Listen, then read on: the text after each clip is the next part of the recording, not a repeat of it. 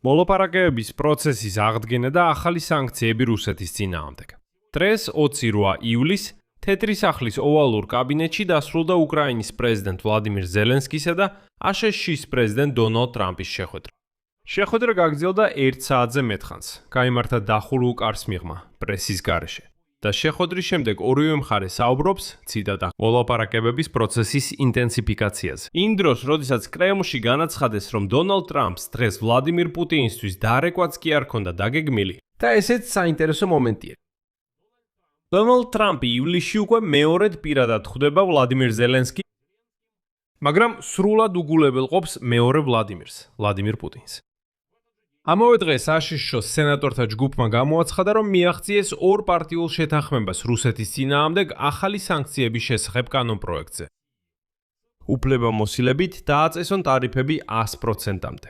და სწორედ დღეს ზელენსკი სენატორების წინაშე გამოვა, რომლებიც საბოლოოდ მიიღებენ ამ კანონპროექტს. ნიშნავენია, რომ სენატში უკვე მიანიშნეს, რომ სიმბოლურად შეიძლება ზელენსკის თანდასწრებით მიიღონ გადაწყვეტილება დარბაზში რუსეთის წინააღმდეგ სანქციების შესახებ კანონის განხილვის დაწყების თაობაზე. ანუ, ოფიციალურად დაიწყონ მისი განხილვა. ამ ორი მოვლენის მნიშვნელობა იმაში მდგომარეობს, რომ რამდენიმე თვის განმავლობაში პირველად დიპლომატიური პროცესი უკრაინაში ომის გარშემო ადგილიდან დაიძრა, ყოველ შემთხვევაში განცხადებების დონეზე. მოდით ამ გამოშვებაში განვიხილოთ, რა მოხდა დღეს ვაშინგტონში უკრაინის მიმართებაში, რას ნიშნავს მხარეების ფორმულირებები და რამდენად საფუძვლიანია გარღვევის მოლოდინი დონალდ ტრამპისა და ვლადიმირ ზელენსკის შეხვედრის შემდეგ. ჩემი სახელია ალექსეი პეჩი. მოდით ერთად განვიხილოთ ეს თემა და შევაჯამოთ ტრამპისა და ზელენსკის შეხვედრა.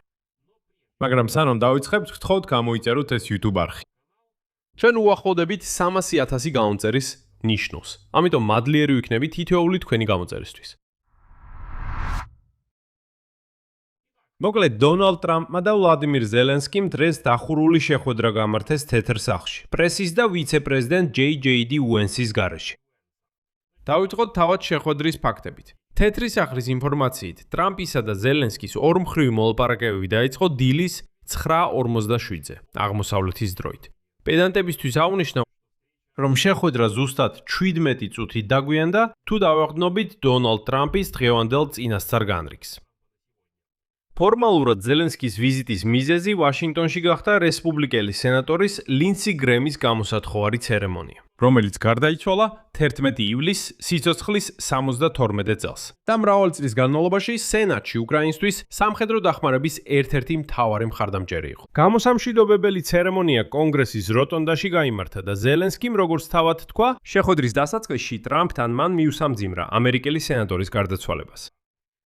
აქვე აღნიშნავ, რომ ამ გამოშვების ჩაწერის მომენტისთვის ვლადიმირ ზელენსკი, დონალდ ტრამპი და ისრაელის პრემიერ-მინისტრი ბენიამინ ნეთანიაჰუ როტონდაში მივიდნენ ლინსი გრემთან გამოსამშვიდობებლად. და აი როტონდის კულუარებში ვლადიმირ ზელენსკისა და ბენიამინ ნეთანიაჰუს შორის ასეთი საინტერესო დიალოგი შედგა. სახეების გამომეტყოლებითა და იმ ექსპრესიით, რომელთაც ისინი საუბრობდნენ, აშკარად არ ამინძე ლაპარაკობდნენ. თუმცა ჯერჯერობით უცნობია კონკრეტულად რაზე საუბრობდნენ. თუმცა ბოლოს ხელი ჩამოართვეს ერთმანეთს. ეხლა ამ ფრაგმენტს გაჩვენებთ. იქნებ ვინმეს თქვენგანთაგან შეუძლიათ უჩების მოძრაობით წაკითხვა და გაიგებთ რაზე საუბრობდა ზელენსკი ნეთანიაჰუსთან.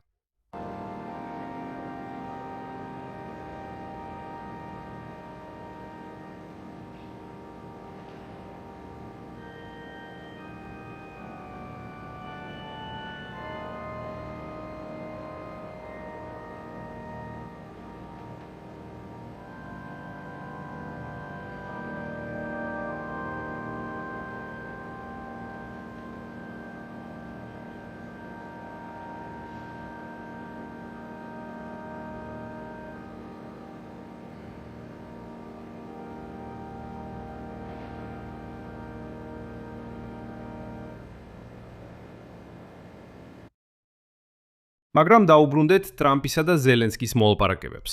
უკრაინული დელეგაციის შემადგენლობა მიუთითებს, რომ ვიზიტი მხოლოდ პროტოკოლური არ ყოფილა. უпростоრედ, მოლაპარაკებების კონკრეტული ხასიათის გამო ისინი დახურული იყო. მეორე მხრივ, ერთ მნიშვნელოვან შენიშვნას გავაკეთებ. ტრამპისა და ნეთანიაჰუს მოლაპარაკებებიც დახურული იყო. აქაც შეიძლება ვივარაუდოთ, რომ ისინი მთლიანად პრესის გარეშე ტარდებოდა იმისთვის, რომ ყურადღების ფოკუსი არ გადაეტანათ სენატორ ლინდსი გრემის დღევანდელი დაკრძალვიდან. ზელენსკისთან ერთად მოლაპარაკებებში მონაწილეობდნენ პრეზიდენტის ოფისის ხელმძღვანელი კირილ ბუდანოვი, უკრაინის ეროვნული უსაფრთხოებისა და თავდაცვის საბჭოს მდივანი როსტემ უმეროვი, საგარეო საქმეთა სამინისტროს ხელმძღვანელის მოვალეობის შემსრულებელი ანდრეი სიბიგა, პრეზიდენტის ოფისის ხელმძღვანელის მოადგილეები პაველ პოლისა და სერგეი კისლიცა, ფრაქცია ხალხის მსახურის ხელმძღვანელი დავით არახამია და უკრაინის ელჩი აშშ-ში ოლგა სტეფანიშინა. ეს არის გუნდი, რომელიც აღნიშნავ მართავს როგორც მოლაპარაკებების, ასევე თავდაცვის ბლოკებს.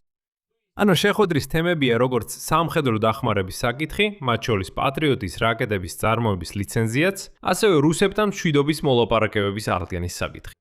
მართალია, რუსები ჯერჯერობით გვერდიდან აკვირდებიან. თავად ზელენსკიმ შეხვედრის შედეგები კარგად შეაფასა. მის პუბლიკაციაში Telegram-ზე ნათქვამია შემდეგი, ციტატა. კარგი შეხვედრა პრეზიდენტ ტრამპთან ოვალურ კაბინეტში. მადლობელი ვარ ყველაფრისთვის, რასაც ერთად გავაკეთებთ. უკრაინელების სიცოცხლის დასაცავად და მშვიდობის მისაღწევად. მისი თქმით, განხილვის ცენტრში ორი საკითხი იყო. ეს არის კიევის მიერ ამერიკული პატრიოტის სისტემებისთვის ანტისარაკეტო რაკეტების წარმოების ლიცენზიის მიღება და რაც მნიშვნელოვანია, რუსებთან მშვიდობის მოლაპარაკებების გააქტიურების გზები. უფრო დეტალურად შეხვედრის შედეგები უკვე აღწერა უკრაინის პრეზიდენტის ოფისის ხელმძღვანელმა კირილ ბუდანოვმა. მისი თქმით, ზელენსკისა და ტრამპის, ასევე ამერიკულ დელეგაციასთან შეხვედრის დროს შედგედგა შინაარსიანი საუბარი, ხოლო კიევმა და ვაშინგტონმა შეთანხმდნენ მოლაპარაკებების პროცესის ინტენსიფიკაციაზე სხვადასხვა დონეზე. და სწორედ ამ თეზისთან არის დაკავშირებული მოლოდინები გაგრძელებასთან დაკავშირებით. უკრაინული მხარე იმედოვნებს, რომ უახლოეს დღეებში აშშ-ში გაიმართება უკრაინელი და ამერიკელი ოფიციალური პირების ცალკე შეხვედრა. და შეგასცემთ, რომ ამ ვიზიტს წინ უძღოდა ვლადიმირ ზელენსკის სატელეფონო საუბარი აშშ-ის სპეციალურ წარმომადგენლებთან სტივენ ვიტკოვთან და ჯარედ კუშნერთან, რომელიც რუსეთისთან მშვიდობის მოლაპარაკებების განახლების პერსპექტივებს მიეძღვნა. გარდა ამისა, უკვე გავრცელდა მედიაში ინფორმაციის გაჟონვა, არაოფიციალური ცნობები, იმის შესახებ, რომ თეთრი სახლი ამზადებს ახალ იდეებს მოლაპარაკებებისთვის და ერთ-ერთი იდეა არის საჰაერო ზავის გამოცხადება. რათა უკრაინამ და რუსეთმა უარი თქვა მშვიდობიან ქალაქებზე ორმხრივ დარტყმებზე. ახლა კი ამ შეხვედრის შემდეგ ტრამპთან უკრაინული დელეგაცია ახლა შეხვდება ამერიკელ ოფიციალურ პირებს ცალკე, ტექნიკურ დონეზე.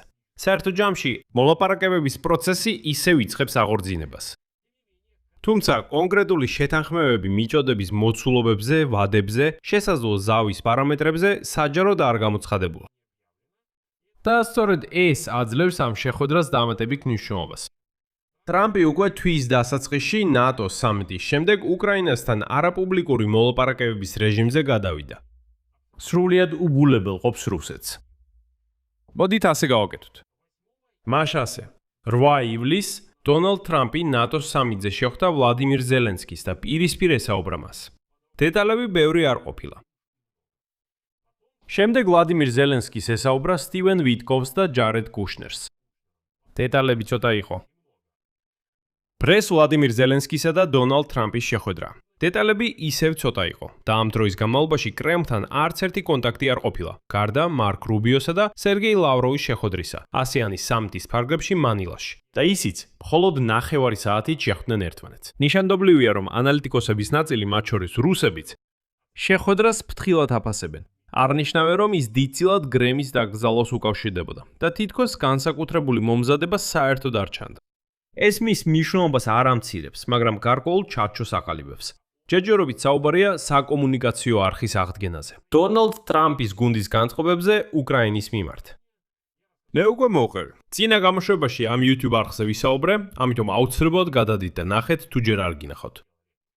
მაგრამ რომ არ გამოტოვოთ ახალი გამოშვებები ამ YouTube არხზე, გირჩევთ და მოიწეროთ ჩემი Telegram არხი Pichi News. მისი ბმული მოცემულია ამ ვიდეოს აღწერაში. იქ გამოდის ყველა გამოშვების ანონსი და ასევე ვაქვეყნებთ ოპერატიულ სიახლეებს, როგორც კი ისინი შემოდის. ეხლა დღის მეორე მოვლენაზე, რომელსაც უფრო ხელშესახები ფორმა აქვს. აშშ სენატში ორპარტიულმა კანონმდებლებმა განაცხადეს, რომ მიაღწიეს შეთანხმებას რუსეთისა და ირანის წინააღმდეგ სანქციების კანონპროექტზე. კანონპროექტი დაკავშირებულია ლინდსი გრემის სახელთან, რომელიც მას დემოკრატის სენატორის რიჩარდ ბლუმენტალისთან ერთად წინ უწევდა. და საჯარო სივრცეში ამ კანონპროექტს გრემ ბლუმენტალის კანონპროექტს უწოდებენ. რა წერია ამ კანონპროექტში? დოკუმენტი აშშ-ის პრეზიდენტს ახალ უფლებამოსილებებს ანიჭებს რუსეთზე ეკონომიკური ზეწოლისთვის. ის ითვალისწინებს შესაძლებლობას, რომ რუსეთის საქონელზე დაწესდეს 100%-მდე ტარიფი, რომელიც შეიტანება შეერთებულ შტატებში, მაგრამ ეს სრული სისურველია თუ აშშ ასევე დამატებითი ტარიფების დაწესებას რუსეთის ნედლი ნავთობისა და ბუნებრივი გაზის 5 უმსხვილესი მყიდველისა და 5 უმსხვილესი ქვეტყვილის მიმართ, რომლებიც ეხმარებიან რუსეთს ენერგეტიკის სფეროში სანქციების გვერდისავლით. ცალკე დოკუმენტი აფართოებს სანქციების რეჟიმს ირანის წინააღმდეგ. სხვათა შორის ეს ის პირობაა, რომელსაც თავად დონალდ ტრამპი დაჟინებით ითხოვდა და ის დაჟინებით მოითხოვდა კანონპროექტში ირანისა და ჰიზბალას წინააღმდეგ ზომების ჩართვასაც. ტრამპმა კანონპროექტს მხარი დაუჭირა, რადგან ახლა ერთდროულად შეუძლია სანქციებით დაარტყას როგორც რუსეთს, ასევე ირანს. ანუ სენატი საბოლოოდ ყველა ზეწოლის ბერკეტს მას გადასცემს. როგორც იცით, ამ YouTube არხის წინა გამოშვებიდან აშშ-მ გადაწყვიტა კვლავ სანქციების გზით ზეწოლა განაახლოს ირანზე დაბომბვების ნაცვლად. ამასთან არსებობს მნიშვნელოვანი შენიშვნები, რომლებიც მაინც განასხვავებს გამოცხადებულ შეთანხმებას ამ კანონპროექტის რეალურ ძალაში შესვლისგან. პირველ რიგში დოკუმენტი ჯერ კიდევ მიღებული არ არის. სენატში კენჭისყრა შეიძლება ამ კვირაში გაიმართოს, მაგრამ საბოლოოდ კანონი ძალაში შევა არა უადრეს სექტემბრისა. რატო? იმიტომ რომ წარმომადგენელთა პალატის მუშაობაში აგვისტოში ზაფხულის შესვენება იქნება. კონგრესმენები შვებულებაში გადიან. თუმცა იქ შეგახსენებთ დონალდ ტრამპი მოითხოვს კონგრესისგან, რომ შვებულებაში არ წავიდნენ, სანამ მის საარჩევნო კანონების პაკეტს არ მიიღებენ, რომლებიც უკვე ნოემბრისთვისაა დაგეგმილი. ამიტომ შესაძლოა პაუზა არ იყოს და ეს კანონპროექტი ცოტა უფრო ადრე გავიდეს. მაგრამ მაინც მე ესეთ იმედებს არ ვიქონიებდი. აი უნდა ველოდოთ სექტემბერს. მეორეც, ბოლო მომენტამდე დემოკრატების ნაწილი ბლოკავდა ამ კანონპროექტს. მიზეზი მექანიზმშია. იმიტომ რომ თავდაპირველად დოკუმენტი, რომელიც გრემმა და ბლუმენტალმა შეიმუშავეს, ითვალისწინებდა, რომ სანქციების შემოღებას ან გაუქმებას კონგრესი გადაწყვეტდა. მაშინ როცა ამჟამინდელი ვერსია თავად პრეზიდენტის უფლებამოსილებებს აფართოებს და დემოკრატების ნაწილი შიშობს, რომ ტრამპი ტარიფებს უბრალოდ საკუთარი შეხედულებით გამოიყენებს. მესამეც, აქ მნიშვნელოვანი დეტალია. ვიტყოდი უმნიშვნელოვანესი დეტალია. ჩინეთი რუსული ნავთობის ერთ-ერთი უმსხვილესი მყიდველი, ამგვარი შეზღუდვები მას აღარ ეხება. ბლუმბერგის ინფორმაციით, დონალდ ტრამპის ადმინისტრაცია ცდილობდა არ გაემწვავებინა სავაჭრო ურთიერთობები პეკინთან. ამიტომ ჩინეთი კანონპროექტიდან ჩუმად ამოიღეს. ეს მნიშვნელოვნად ამცირებს სანქციების პოტენციურ ეფექტს, რადგან სწორედ ჩინეთი რჩება მთავარ მყიდველად. დონალდ ტრამპის ადმინისტრაციას სავაჭრო ურთიერთობები. მაგრამ რომ გავიგოთ ამ ორი მოვლენის მნიშვნელობა, ვლადიმირ ზელენსკისა და დონალდ ტრამპის შეხვედრა და რუსეთის წინააღმდეგ სანქციების შესახებ კანონის შეთანხმება, საჭიროა ბოლო კვირების კონტექსტი. არა დღეების, არამედ სწორედ კვირების. დიპლომატიური პროცესი უკრაინის გარშემო ივლისის ბოლოს ობიექტურად ჩიხში იყო შესული. 23 ივლისს მანილაში გაიმართა პირველი თითქმის ერთწლიანი შეხვედრა რუსეთის საგარეო საქმეთა მინისტრ სერგეი ლავროვის და შეერთებული შტატების სახელმწიფო მდივნის მარკო რუბიოს. შეხვედრა გაგრძელდა 35 წუთი და დასრულდა უშედეგოდ. მარკო რუბიომ იმ შეხვედრის შემდეგ განაცხადა, რომ საჭიროა, ციტატა, ახალი იდეები და ახალი კონცეფციები, ხოლო ძველი წინადები, უკრაველი წინადებები, უკრაინისთვის მიუღებელი. და აი ეს იყო ყველაზე მნიშვნელოვანი, რამაც რუსები უბრალოდ გააგიჟა. და ამის შემდეგ, როგორც იცით, ლავროვმა დაითვო საუბარი, აი ეს არის კაცის სიტყვა. კაცმა თქვა, კაცმა ქნაცმა ქნა. და ის, ანუ საუბრობდა იმაზე, რომ რუსეთი თითქოს ანკორიჩში კაცური სიტყვა მისცა, რომ სიტყვას შეასრულებდა. ხოლო ამერიკელებმა ეს სიტყვა არ შეასრულეს. საერთოდ ეს რუსული ნაძირლობა გამოეთრია საერთაშორისო არენაზე და გააღო თავისი ბინძური პირი.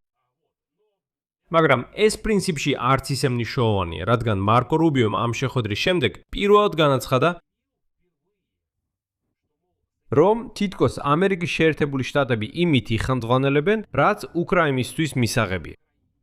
ის ამბობს, ნახეთ, ყველა წინა მცდელობა არ იმუშავა ზუსტად იმიტომ, რომ ეს უკრაინისთვის მიუღებელი იყო. ეხლა ჩვენ შევიმუშავებთ მოლაპარაკებებისა და რუსეთზე ზეწოლის ახალ კონცეფციებს რუსეთის მიმართ. იმას დაკვრნობით, რაც უკრაინისთვის მისაღებია. აი ეს არის ძალიან კარგი გარდამავალი ეტაპი და პოზიციის შესანიშნავი ცვლილება. მაგრამ ამავე დროს მოსკოვის მხრიდან პოზიცია გამკაცრდა. ბლუმბერგის 22 ივლისის მონაცემებით ვლადიმირ პუტინმა უარი თქვა ტერიტორიის გაცვლის ძველ სქემაზე და დაჟინებით მოითხოვს დონბასის სრულ კონტროლს. როგორც ნებისმიერი მოლაპარაკების წინასწარ პირობად. ამ ფონზე ზელენსკისა და ტრამპის შეხვედრა და სანქციების კანონპროექტის წინსვლა ვაშინგტონისა და კიევის მცდელობას გავს, რომელმე თავიდან დაიწყონ ეს მოლაპარაკების პროცესი, ოღონდ ცოტა სხვა მხრიდან. მიუახლოვდნენ მას სხვა მხრიდან. სამხედრო მხარდაჭერის კომბინაციით. ეკონომიკური ზეწოლით რუსეთზე და მოლაპარაკებების არხის ართგენით. ეხლა მოდით ვისაუბროთ იმაზე, ვის და როგორ აძლევს ეს ყველაფერი სარგებლოს და რა შეიძლება იყოს ძირითადი მხარეებისთვის შედეგები. აი გამომდინარე იქიდან, რომ ურთიერთობების მოდელი შეიცვალა, უკრაინისთვის მთავარი პრაქტიკული ინტერესი არის პატრიოტის გადამჭერი რაკეტების წარმოების ლიცენზია. უკრაინული საერო თავდაცვის მთავარი პრობლემა არ არის თავად სისტემების არარსეობა. ისინი არსებობს. ეს არის პატრიოტის სისტემებისთვის რაკეტების ქრონიკული დეფიციტი. რაც კიდევ უფრო მძიმდება იმით, რომ აშშ-ს ომი ირანთან ამავე გადამჭერი რაკეტების ამერიკულ მარაგებს ამოწუროს. წარმოების ლოკალიზაცია, რაზეც საუბარი იყო ტრამპისა და ზელენსკის შეხვედრაზე და რაზეც ადრე, სხვათა შორის პოლონეთიც სთავაზობდა შეუერთებას. ეს კიევის მცდელობა შეამციროს პირდაპირ მიწოდებებზე დამოკიდებულება, მაგრამ აქ მნიშვნელოვანია სიფხიზლე. მაინც სიფხიზლეა საჭირო სიტუაციის შეფასებისას. ბლუმბერგის შეფასებით, თუნდაც პოლიტიკური შეთანხმების პირობებში ასეთი წარმოების დაწყება მოითხოვს დიდ დროს და მაინც ვერ გადაწყდება და პრობლემა უახლოეს თვეებში არ მოგვარდება. ამერიკის შეერთებული შტატებისთვის ასეთი კონფიგურაცია დონალდ ტრამპის ადმინისტრაციისთვის არის ვის არის გზა, ერთდროულად შეინარჩუნოს მშვიდობის ყოფილის იმიჯი და გაზარდოს ზეწოლა მოსკოვზე, სხვისი ხელებით, არასაკუთარ. ანუ არა პირდაპირი სამხედრო ესკალაციით, არამედ სანქციებით და ტექნოლოგიების გაპიდვით უკრაინელებისთვის. თუმცა ტრამპისთვის აქ არის შიდა პოლიტიკური ფასიც, პრეზიდენტის უფლებამოსილების გაფართოება. ტარიფებთან დაკავშირებით ეს მტკივნეული თემაა, მას შემდეგ რაც ადრე აშშ-ს უზენაესმა სასამართლომ მისი სავაჭრო ტარიფები შეზღუდა. სწორედ ამიტომ სანქციების კანონპროექტი გახდა პარტიათა შორისი დავის საგანი. რუსეთისთვის დღევანდელი ორივე მოვლენის უშუალო სამხედრო ეფექტი შეზღუდულია და გადადებულია. აქ საკვანძო სიტყვა გადადებულია. რატომ? იმიტომ რომ სანქციები თუნდაც ისინი მიიღონ, ძალაში სექტემბრამდე არ შევა. ამ სანქციებიდან ჩინეთი გამორიცხულია. და პატრიოტის მიწოდება წარმოების ლიცენზიის სახით მაინც პერსპექტივაა და არა ფრონტის დღევანდელი გაძლიერება. თუმცა თავად ტენდენცია არასასურველია მოსკოვისთვის. კიევსა და ვაშინგტონს შორის უმაღლეს დონეზე კონტაქტის აღდგენა და სანქციების ორპარტიული მხარდაჭერა ამცირებს დროის გაწალვის სტრატეგიის სივრცეს, რაზეც როგორც ჩანს პესკოვის განცხადებაც მიუთითებს. კრემლი ელოდება როდის მოიცლიან ამერიკელები და ამაზე აკეთებს ფსონს. ევროპისთვის ამ შეხვედრის მნიშვნელობა ირიბია. ის ჯდება საერთო ლოგიკაში, რომლის მიხედვითაც აშშ ინარჩუნებს ჩართულობას უკრაინის საკითხში. რაც ამცირებს ევროპული დედაქალაქების შიშს იმის შესახებ, რომ ვაშინგტონი შეიძლება გამოვიდეს პროცესიდან. პარალელურად ევროპული ზეწოლის ინსტრუმენტებიც იზრდება. ეს არის ევროკავშირის 21 სანქციების პაკეტი, ჩრდილოვანი ფლოტის თვითების კონფისკაციის მექანიზმი. ეს ყველაფერი მუშაობს იმავე მიმართულებით, როგორც განხილვადი ამერიკული კანონპროექტი. მაგრამ ეს ჯერ ყველაფერი არ არის. იქ ამჟამად ევროკავშირი ამზადებს ორ ძალიან მნიშვნელოვან მექანიზმს. პირველი, მათ სურთ უარი თქვან სანქციების პაკეტურად შემოღების იდეაზე. იმიტომ რომ თითოეული პაკეტისთვის საჭიროა მთელი ევროკავშირის კენჭისხრა. ყოველთვის გამოჩნდება ვიღაც, ვინც წინააღმდეგია. მუდმივად უწევთ ამ ყველაფრის გადახედვა და ასე შემდეგ. ამიტომ მიიღება გადაწყვეტილება ცალკეული სანქციების მიხედვით კენჭისხრაზე. აი ხედავენ რომ აქ შეიძლება დარტყმა. ყველა უჭერთ მხარს, ყველამ დაარტყა. არტ 22-ან, არტ 23-ან პაკეტს აღარ ველოდებით. დამატებით. ეხლა ევროკავშირში, აი პატარა საიდუმოდ გეტყვით. უკვე მოამზადეს 1600 კომპანიისა და იურიდიული პირის სია რუსეთში, რომლებზეც სურთ სანქციების დაწესება. ამავდროულად იმისთვის, რომ სცადონ ჩამოშალონ სწორედ ფინანსური და საბანკო სექტორი რუსეთში, მაგრამ მხოლოდ ეს არა. თუმცა აქ საჭიროა დაველოდოთ საჯარო ოფიციალურ განცხადებებს და მაშინ ამ საკითხს აუცილებლად დაუბრუნდებით. როგორი შეიძლება იყოს შემდგომი სცენარები დღეს ტრამპისა და ზელენსკის შეხვედრის შემდეგ? პირველი და მოკლევადიან პერსპექტივაში ყველაზე სავარაუდო სცენარი არის მუშაობის გაგრძელება დელეგაციის დონეზე. ანონსებულია უკრაინელი და ამერიკელი ჩინოვნიკების შეხვედრა. შესაძლო ვიზიტი სტივენ უიტკოფისა და ჯარედ კუშნერის ჯერ კიევში, შემდეგ კი მოსკოვში, ესეც განეხილებოდა დღეს. ეს არის მოლაპარაკებების არხის ნელ-ნელა აღდგენის გზა შედეგის გარანტიის გარეშე. მეორე სცენარია სანქციების კანონპროექტის მიღება სექტემბერში, რაც დონალდ ტრამპს მისცემდა ზეწოლის ბერკეტს რუსეთის ნავთობის მყიდველებზე. თუმცა შენიშნით, რომ ჩინეთის სანქციებიდან გამონაკლისი იქნებოდა. მესამე ვარიანტი, რომელიც გამორიცხული არ არის, ისაა, რომ პროცესი ისევ შეჩერდება, თუ მოსკოვისა და კიევის პოზიციები ტერიტორიებისა და სტატუსის საკითხში შეუთავსებელი დარჩება. როგორც ეს აჩვენა მანილაში ლავროვსა და რუბიოს შორის გამართულმა შეხვედრამ, ჯერჯერობით არც ერთი მხარე საჯაროდ არ გადაუხვევია პრინციპულ საკითხებში და გამოცხადებული მოლაპარაკებების ინტენსიფიკაცია შეიძლება დარჩეს მხოლოდ ფორმატის დონეზე და არა შინაარსის დონეზე. საბოლოო ჯამში. შედეგი 28 ივლისს ორი დაკავშირებული მოვლენა მოხდა. ეს იყო ზელენსკისა და ტრამპის შეხვედრა თეთრ სახლში, რომლის შედეგადაც მხარეებმა შეთანხმდნენ მოლაპარაკებების პროცესის გააქტიურებაზე და განიხილეს პატრიოტის გადამჭერი რაკეტების წარმოება უკრაინაში. და განცხადება სენატში ორპარტიულ შეთანხმებაზე სანქციების კანონპროექტთან დაკავშირებით, რომელიც ლინცი გრემმა წარადგინა. ორივე მოვლენა ნიშნავს, რომ დიპლომატიური და სანქციური მიმართულებები საბოლოოდ დაიძრა. მაგრამ ჯერჯერობით მხოლოდ განზრახვების დონეზე, ჩარჩოების დონეზე და არა კონკრეტული შეთანხმებების ან უკვე ძალაში შესული გადაწყვეტილებების დონეზე. რამდენად არის ეს გარღვევა? მე ვფიქრობ, ამას აჩვენებს უახლოესი კვირები. რას უნდა მიაქციოთ ყურადღება? ალბათ სანქციებზე კენჭისყრას. უკრაინისა და ამერიკის დელეგაციების დაანონსული შეხვედრების შინაარსი, ვიტკოვისა და კუშნერის ვიზიტი კიევში. და ის გაჩნდება თუ არა ამ ფორმულის მიღმა, მოლაპარაკებების ინტენსიფიკაცია, მოლაპარაკებების ტრეკზე პოზიციების რეალური დაახლოება. აი ამის მონიტორინგი ახლა ძალიან მნიშვნელოვანია ტრამპისა და ზელენსკის დღევანდელი შეხვედრის შემდეგ. აქ სამწევდელს დავსვამ. თქვენი აზრი, თქვენი დასკვნები. დაწევეთ კომენტარებში ამ გამოშვების ქვეშ. გამოიწერეთ არხი. დააჭირეთ ზარის ღილაკს და არ დაგავიწყდეთ ვიდეოს მოწონება. ამით ყველაფერი დასრულდა. იზრუნეთ საფუთარ თავს. ყველას მშვიდობით.